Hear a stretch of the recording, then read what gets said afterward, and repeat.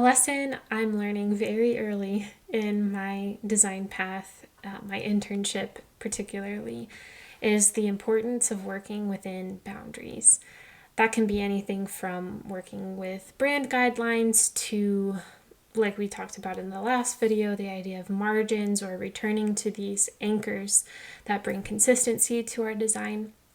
I'd like to dive even further into this topic and highlight something in my other videos that I'm exploring, which is kind of upping some old designs, which gives a really good example of missing the mark on probably the most important boundary we can give ourselves, which is having a priority one or a singular priority guiding every single design decision.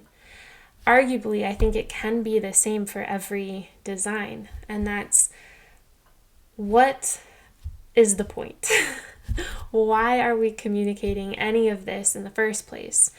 Now, there could be nuance because someone designing a t-shirt has a very different purpose of communication than perhaps someone designing an application or designing a case study.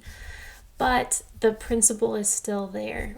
We can never lose sight of why we are doing this in the first place and what we want our audience to take from the design the most. In the application that I did, as I am going through and redesigning it today, I am leaning into some principles that could elevate the design itself, but I want to take a step back and say I shouldn't have even been there in the first place. I completely lost sight of that first priority being, I want you to hire me as a data analyst. And I got so lost in how the application looked visually that I sacrificed the content, I sacrificed the data. And I'm seeing that in myself as I work on this case study. And so I wanted to capture that right away and show you how I am learning to keep that priority one. Why am I communicating? Why should you take in anything that I am portraying, whether it's visually or the research that I am presenting, or the flow, the experience that I am asking you to partake in with me? So we'll dive into specifically the affinity map part of the user persona of the case study and see where I could have taken it and where I'm glad it ended up. So here we have the user persona that is pretty well established right at the start. There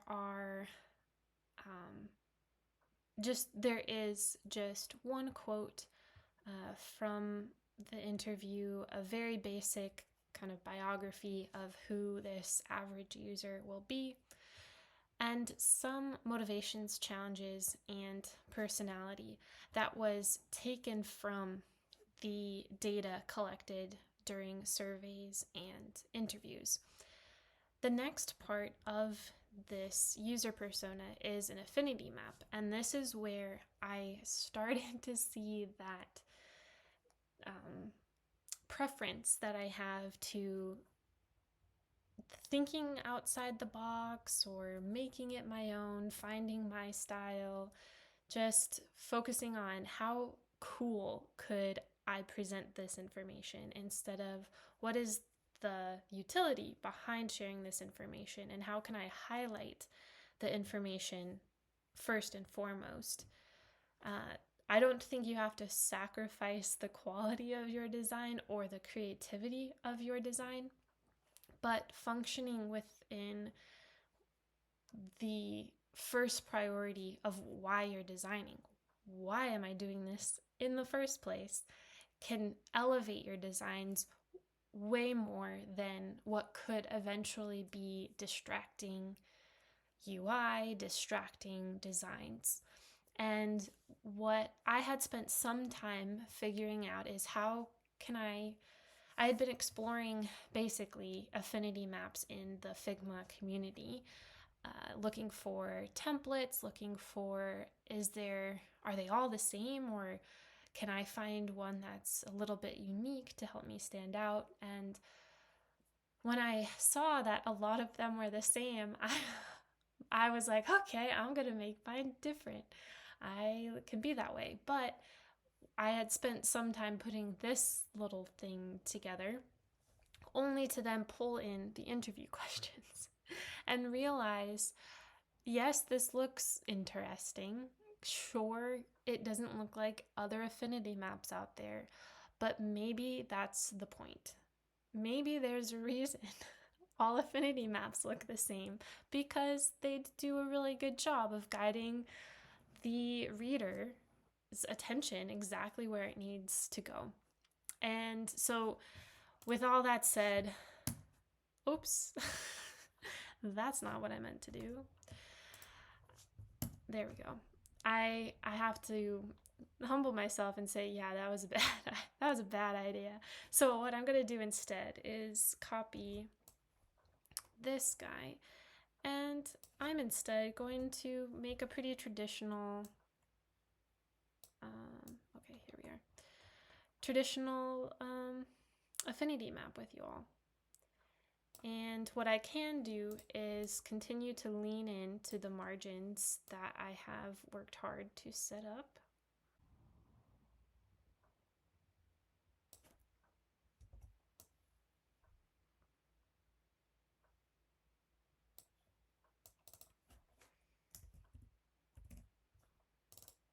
So I have the same elements. I need to, well, do I have the same elements?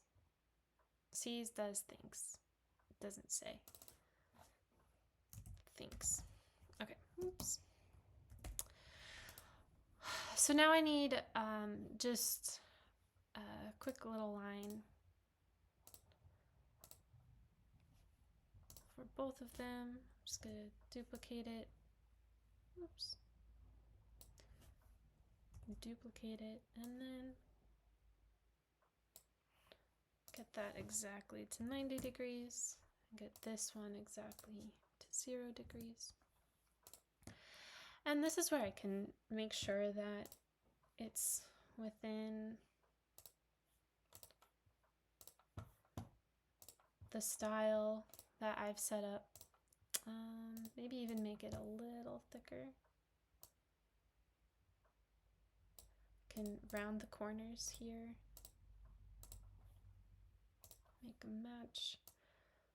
I should have done this first and then duplicated it, but that's okay. All right, so now I have a place to organize all of these thoughts that I have from the user. So basically, it's time to categorize. And I might just do this really fast and then work on making it look pretty once I have prioritized getting all of this information where it needs to go.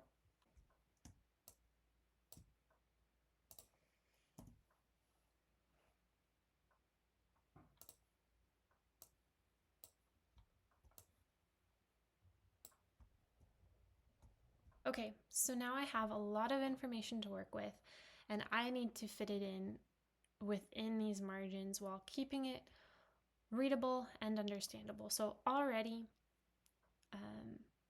I don't have enough space, so I'm going to move this persona. I'm just going to delete this right away and move his persona down a bit. I'll be doing the same for him, but let's just focus on her right now. Okay, so 1, 2, 3, 1, 2, 3, 4, 1, 2, 3, 1, 2, 3, 4.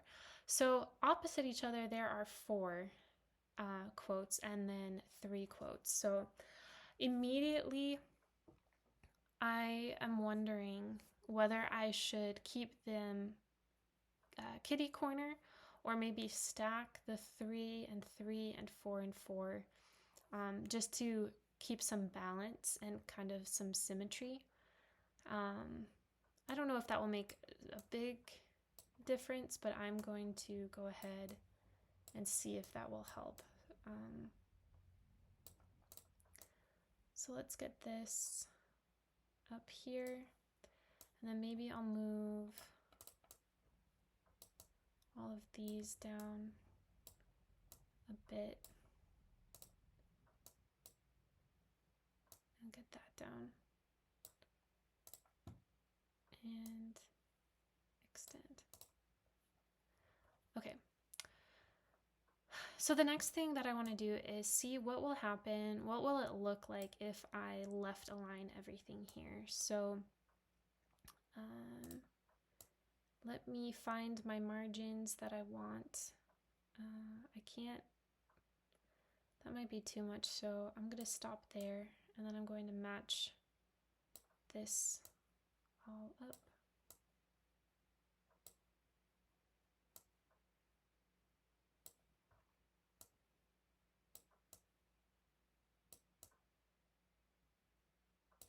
So one way to do that without wasting a lot of time is select and then hit shift and then come up here and left align everything. Same thing here, left align.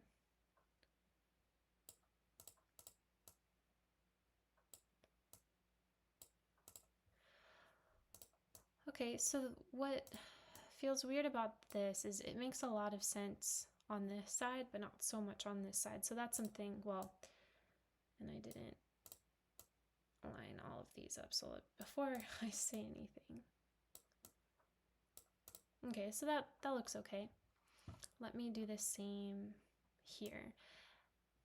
And another thing that I might try, just because what I'm thinking of is if I put these down here, if I'm scrolling and my eyes are going left to right, I see feel, do, and then I start reading here before I get to see what it's about. So I'm going to change this a little bit and I'm going to put all of these titles down here.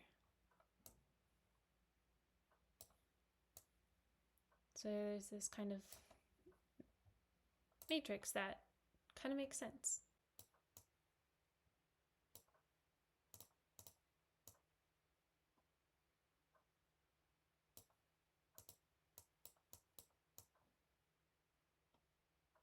So in a very general sense, now we have it something that fits within the margins that I've set. It very clearly communicates that I have divided up some bits of information into these different categories, and it looks okay. It looks decent. It is simple right now, but it does the job. And it already feels so much better than this idea that I had before. Like, maybe it's not as unique as I would have hoped, but I'm not done yet. So where I want to take this next is if I go back up here, I kind of created these like text bubbles. So instead of leaning into like so many quotation marks all the time, I almost made it like you were texting. So part of me wants to bring that down here and maybe explore, could I do that here?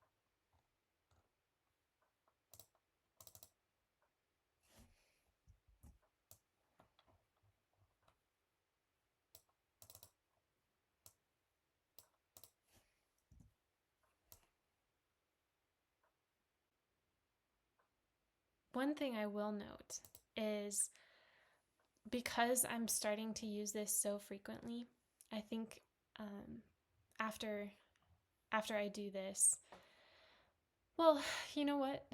I'm gonna do it now. I might make a video on it later though.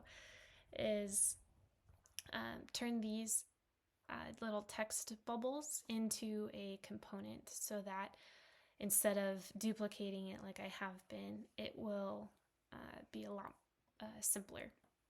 I'm gonna not worry about that right now, but that is definitely something worth highlighting in a future video.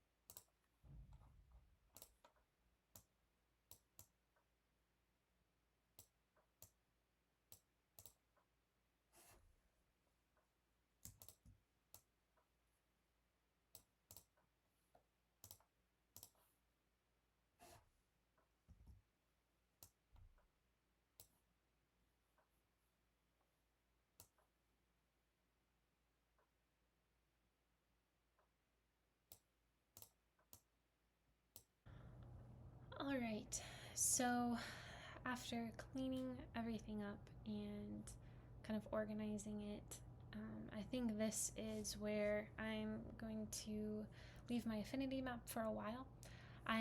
It's a lot of green and orange, so I might play around with the colors a little bit, but for the most part, I do like the organization. I might change some things here, make sure that all the components are the same. But here's an example of keeping the focus, the priority on conveying the information, which is the reader. The reader's first priority is to understand what we are communicating. And by putting the information first and then worrying about the design or considering how to make it unique, how to make it stand out, I think I'm in a much better position in this case study than I was before when I went directly into coming up with a design. Again, having this priority one to help guide every decision as you organize your thoughts and ideas and designs, both visually and written, is going to be a game changer, and pushing those boundaries and forcing yourself within those constraints, it pushes you creatively. And I think there's a lot of benefit into kind of leaning into that priority one always.